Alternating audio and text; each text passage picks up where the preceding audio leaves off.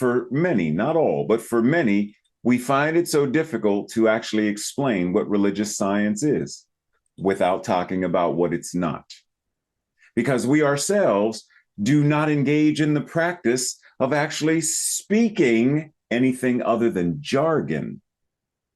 It's easy to talk about science of mind and spirit. It is the practice of, it is the teaching of Dr. Holmes. It is the blah, blah, blah, and jargon and faith and consciousness and jargon versus let's get really down to it. What is it?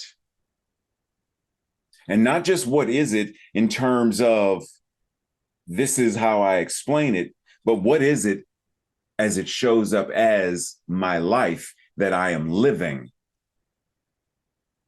See, many of us can talk about love, but we talk about it as this abstract. What does love look like? Because once again, being repetitious, being repetitive, saying the same stuff again to drive home a point. If I say I love you, how do you know? Simply because I told you? Well, what does it look like? Because there are many abusive people who say they love their husband, their wife, their partner, their children, their dog, but their behavior is anything but loving. Their behavior is abusive. So it doesn't matter what you say, it matters more what you do. Well, what does love have you do? What does compassion have you do? When love is acting, what does it look like? What does it feel like? What does it smell like? What is it transforming?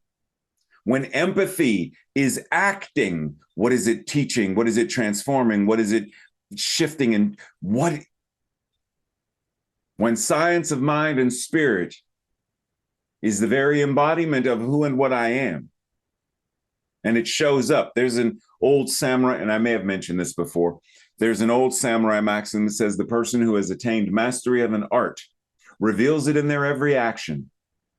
The person who has attained mastery of science of mind and spirit will reveal it in their every action. What does that look like?